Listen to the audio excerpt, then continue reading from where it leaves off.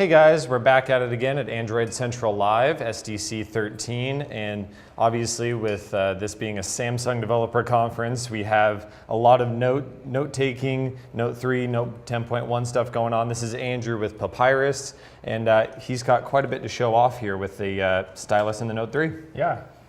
So Papyrus is a natural handwriting note-taking app that you can use just like you would write on paper, but you can do it on any Android device, but it works really well on Samsung devices with the S Pen. So it allows you to use the S Pen, use pressure sensitivity, take notes naturally. We can detect the difference between the pen and the finger, so we can do things like the user can write with the pen and then erase with their finger. So get access to really quick functionality rather than having to go through the tools, the menu to do that. Right, and so you said it works best on something with a kind of a high-tech stylus situation.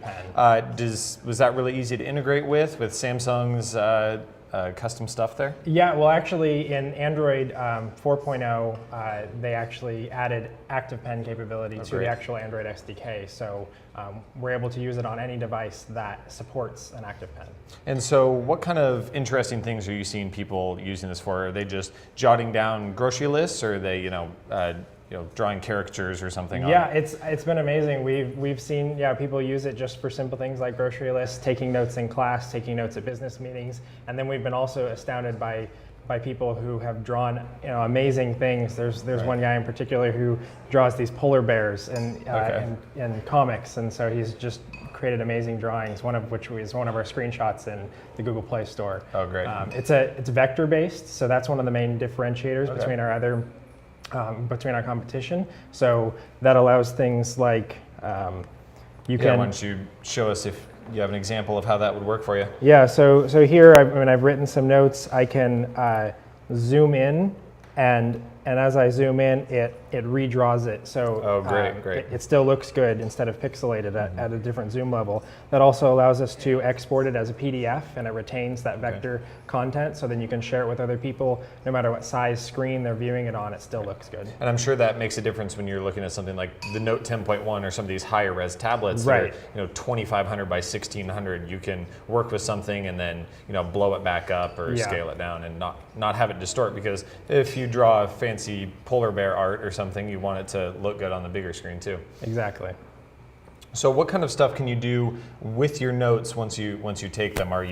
Do you just have it siloed in, or are you going to share these out or collaborate? Right. So right now you can take notes, multi-page notes. Another big feature we have is infinite page size. So by default, the pages are infinitely long and infinitely wide, but you can change that to be 8.5 by 11, A4, things like that. But once you take your notes, they're stored. You can arrange them in different notebooks, and then you can share them either as a PDF or PNG or JPEG with any service that accepts those on Android, just using the normal intent system. Okay, that's great, because then something Evernote could easily just take in a PDF or any other app that can do OCR, and you can start reading in from there as well. Yeah, so we have a lot of users who use it with Evernote to export their notes as PNGs in particular, so that Evernote can do the OCR, store it in Evernote, and be able to search through their notes within Evernote. I think that's really important, because something like note taking, you really starting the list is,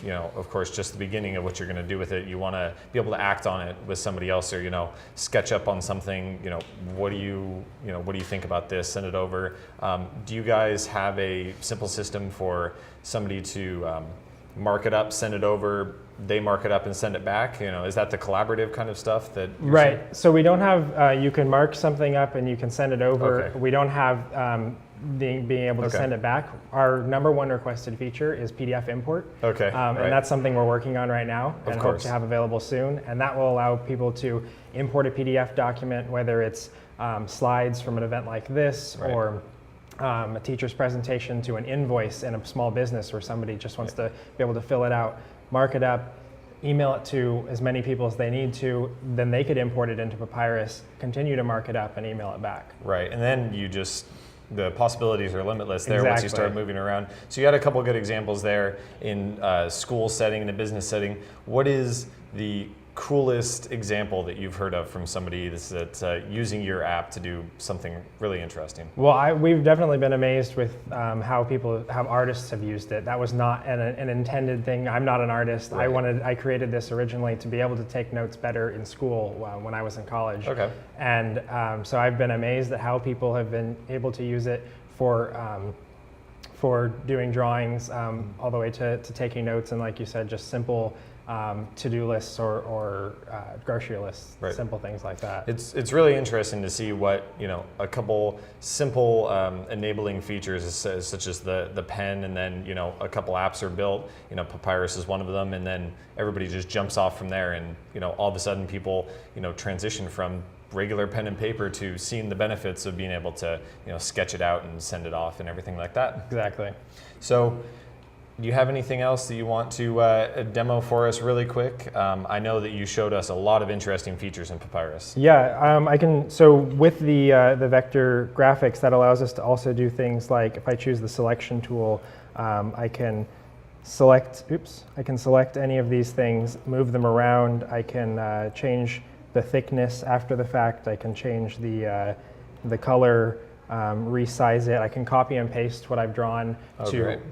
The same page, another page, and a note, or completely different notes. Mm-hmm. So it allows, especially in sort of the classroom setting, if there's a lot of repetitive drawings, especially, or charts, mm-hmm. You could draw it once, select it, copy it to the clipboard, and then paste it as many times as you need to, and just fill in the values, for example. So it makes things like that on paper you'd have to redraw right. Everything just a lot easier. Right, so you're really taking, the best of what the electronic version has to offer, and, bringing that into, bringing people up to the modern age, so right. to speak. So. Right.